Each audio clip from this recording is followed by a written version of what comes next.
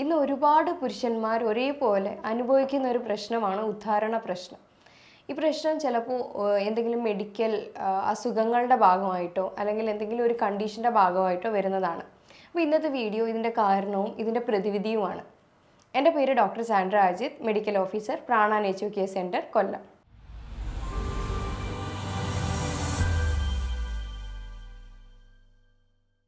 ഉദ്ധാരണ പ്രശ്നം അനുഭവിക്കുന്ന ആളുകളിൽ ഇത് പലതരത്തിലുള്ള ബുദ്ധിമുട്ടുകൾ ഉണ്ടാക്കാറുണ്ട്. പ്രത്യേകിച്ചും മെൻ്റലി ഭയങ്കരമായിട്ട് തളർന്നു പോകാറുണ്ട്, ഡിപ്രഷൻ ഉണ്ടാകാറുണ്ട്, ഫാമിലി ലൈഫിനെ തന്നെ ഇത് അഫക്റ്റ് ചെയ്യാറുണ്ട്. ഇതിൻ്റെ പരിഹാരം അറിയണം എന്നുണ്ടെങ്കിൽ ഇത് ആദ്യം എങ്ങനെയാണ് ഉണ്ടാകുന്നതെന്നുള്ളത് എല്ലാവർക്കും മനസ്സിലാക്കിയിരിക്കണം.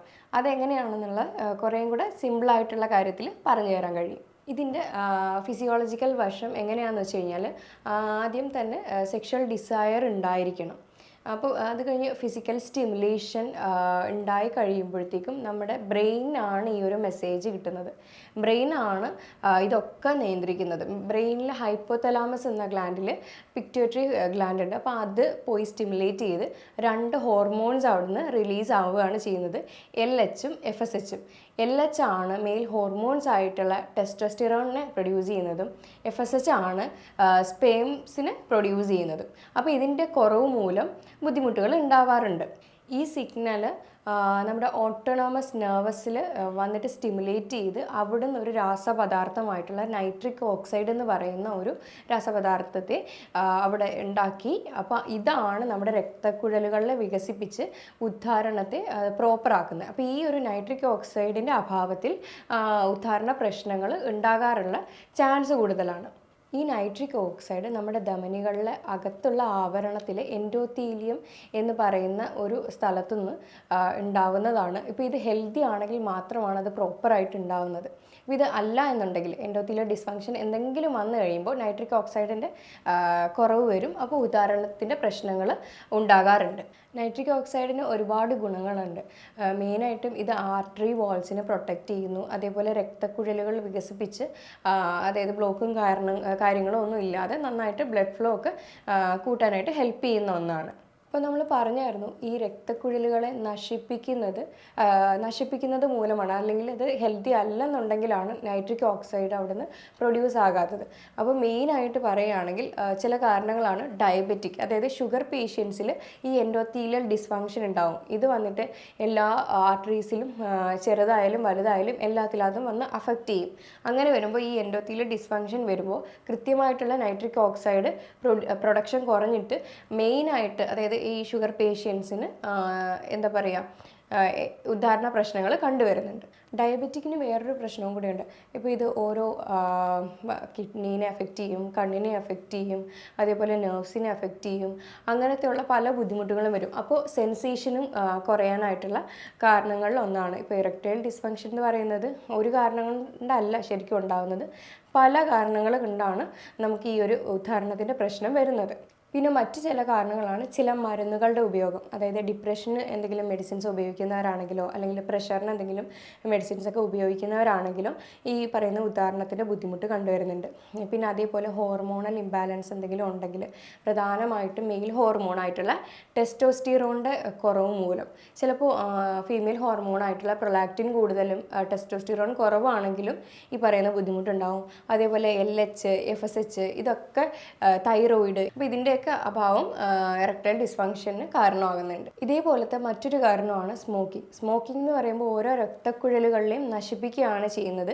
അതേപോലെ ആൽക്കഹോൾ, ചിലപ്പോൾ ആൽക്കഹോൾ കഴിക്കുമ്പോൾ ആദ്യം സെക്ഷൽ ഡിസയർ വന്നേക്കാം, പക്ഷേ അത് കാലക്രമേണ ഉദാഹരണ പ്രശ്നത്തിലേക്ക് വഴിതിരിക്കുന്നുണ്ട്.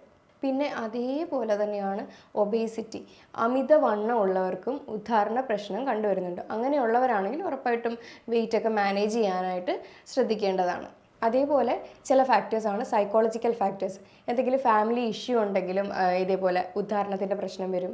1-2 പ്രാവശ്യം അടുപ്പിച്ച് ഉദാഹരണത്തിൻ്റെ കുറവ് മൂലം ഇങ്ങനെ തിങ്ക് ചെയ്യും, ചിലപ്പോൾ ഇനി ഉദാഹരണം ഉണ്ടാവത്തില്ല. അങ്ങനെയും നമുക്ക് ഉദാഹരണ പ്രശ്നങ്ങൾ അങ്ങനെ മൈൻഡിൽ വിചാരിച്ച് വെച്ച് കഴിഞ്ഞ് കഴിഞ്ഞാൽ പിന്നെ ഒരിക്കലും ഉദാഹരണം പ്രോപ്പർ ആവത്തില്ല. അപ്പോൾ ഇങ്ങനെയൊക്കെയുള്ള കുറച്ച് ഫാക്ടേഴ്സും വരുന്നുണ്ട്. അതേപോലെ എന്തെങ്കിലും ട്രോമ അല്ലെങ്കിൽ എന്തെങ്കിലും ആക്സിഡൻസ് പറ്റി അല്ലെങ്കിൽ എന്തെങ്കിലും സർജറി, സ്പൈനൽ കോഡ് സർജറിയോ അല്ലെങ്കിൽ പ്രോസ്റ്റേറ്റ് ഗ്ലാൻഡിൻ്റെ സർജറിയോ ഇങ്ങനെയൊക്കെ വരുമ്പോഴും ഉദാഹരണത്തിൻ്റെ പ്രശ്നങ്ങൾ കണ്ടുവരുന്നുണ്ട്. ഇനി ഇതിൻ്റെ പരിഹാര മാർഗങ്ങളാണ്. പരിഹാരം എന്താണെന്ന് വെച്ച് കഴിഞ്ഞാൽ ഉറപ്പായിട്ടും ആദ്യം എന്തുകൊണ്ടാണ് ഈ ഉദാഹരണ പ്രശ്നം ഉണ്ടാകുന്നത് എന്നുള്ളത് ആദ്യം കണ്ടുപിടിക്കുക. എന്നിട്ട് ആ ഒരു കോസിനെയാണ് ട്രീറ്റ് ചെയ്യേണ്ടത്. ഇപ്പോൾ ഒരു ഒബേസിറ്റി മൂലമാണ്, അതായത് അമിതവണ്ണം മൂലമാണ് എന്നുണ്ടെങ്കിൽ ഉറപ്പായിട്ടും വെയിറ്റ് മാനേജ്മെൻറ്റ് ചെയ്യാനായിട്ടുള്ള കാര്യങ്ങൾ ചെയ്യുക. ഇനി സ്മോക്കിംഗ് അല്ലെങ്കിൽ ആൽക്കഹോളിൻ്റെ ഉപയോഗം മൂലമാണ് ഇത് വരുന്നെങ്കിൽ അത് കൺട്രോൾ ചെയ്യാൻ നോക്കുക. പിന്നെ ഇത് ഡയബറ്റിക് അധികമായിട്ട് അൺകൺട്രോൾഡ് ആയിട്ടുള്ള ഡയബറ്റിക് മൂലമാണ് വരുന്നതെങ്കിൽ ഡയബറ്റിക്കിനെ കൺട്രോൾ ചെയ്ത് അതിന് റിവേഴ്സ് ചെയ്യാനായിട്ടുള്ള കാര്യങ്ങൾ ശ്രദ്ധിക്കുക. പിന്നെ ഫാമിലി ഇഷ്യൂവിൽ എന്തെങ്കിലും ബുദ്ധിമുട്ടുകളോ കാര്യങ്ങളോ ആണെങ്കിൽ അതൊരു കൗൺസിലിംഗ് പോയി എടുക്കുകയോ അങ്ങനത്തെ എന്തെങ്കിലും സപ്പോർട്ട് തേടേണ്ടതാണ്. പിന്നെ നൈട്രിക് ഓക്സൈഡിൻ്റെ അഭാവമാണെങ്കിൽ അതിനനുസരിച്ചുള്ള ഭക്ഷണങ്ങളൊക്കെ നിറയെ കഴിക്കുക. ന്യൂട്രിയൻസും മിനറൽസും അടങ്ങിയ എല്ലാ ഭക്ഷണങ്ങളും നമ്മുടെ ഭക്ഷണത്തിൽ ഉൾപ്പെടുത്തുക. പിന്നെ ഇതേപോലെ തന്നെയാണ് എക്സർസൈസിൻ്റെ കാര്യം വരുമ്പോൾ മെയിൽസിന് മെയിനായിട്ടും ചിലപ്പോൾ പെൽവിക് സ്ട്രെങ്തനിങ് എക്സസൈസ് ചെയ്യേണ്ടി വരും. അതായത് കീഗൽ എക്സസൈസിൽ അണ്ടറിൽ വരുന്നതാണ്. അത് നമുക്ക് യൂട്യൂബിലൊക്കെ നോക്കി കഴിഞ്ഞ് കഴിഞ്ഞാൽ എങ്ങനെയാണ് ചെയ്യേണ്ടതെന്നുള്ളതെല്ലാം അതിനകത്ത് ഉണ്ടാവും. അപ്പോൾ എക്സർസൈസ് ഡെയിലി പ്രാക്ടീസ് ചെയ്യുക.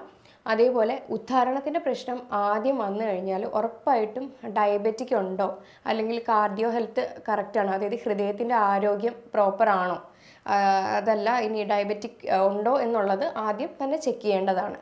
ഇനി നൈട്രേറ്റ്സ് അധികമുള്ള ഭക്ഷണങ്ങൾ എന്തൊക്കെയാണെന്ന് നോക്കാം. ഇത് ബ്ലഡ് ഫ്ലോവിനെ കൂട്ടുകയും നമ്മുടെ ഈ ഒരു ബുദ്ധിമുട്ടുകളെല്ലാം പരിഹരിക്കാനായിട്ടുള്ള കുറച്ച് ഭക്ഷണങ്ങളാണ്. ലീഫി ഗ്രീൻസ് കഴിക്കാം. അതിനകത്ത് ഇലക്കറികളായിട്ടുള്ള എല്ലാം തന്നെ ഉൾപ്പെടുത്താവുന്നതാണ്. അതേപോലെ വാട്ടർമെലൺ കഴിക്കാം, പൊമഗ്രാനേറ്റ് കഴിക്കാം, പിന്നെ ഡാർക്ക് ചോക്ലേറ്റ് കഴിക്കാം. അതേപോലെ ബീട്രൂട്ട് കഴിക്കാം, ടൊമാറ്റോ, ഗാർലിക്ക്, അങ്ങനെയുള്ള കുറേ ഭക്ഷണങ്ങൾ, നട്ട്സ്, ഓട്സ്, ഇതെല്ലാം നമ്മുടെ ഭക്ഷണത്തിൽ ഉൾപ്പെടുത്താനായിട്ട് ശ്രദ്ധിക്കാം. ഞാൻ ഈ പറഞ്ഞ കാര്യങ്ങളിൽ എന്തെങ്കിലും സംശയങ്ങളുണ്ടെങ്കിൽ താഴെ തന്നിരിക്കുന്ന നമ്പറിൽ കോൺടാക്റ്റ് ചെയ്യാവുന്നതാണ്. അപ്പോൾ ഇനി അടുത്തൊരു ഹെൽത്ത് ടോപ്പിക്കുമായിട്ട് വീണ്ടും കാണാം. താങ്ക്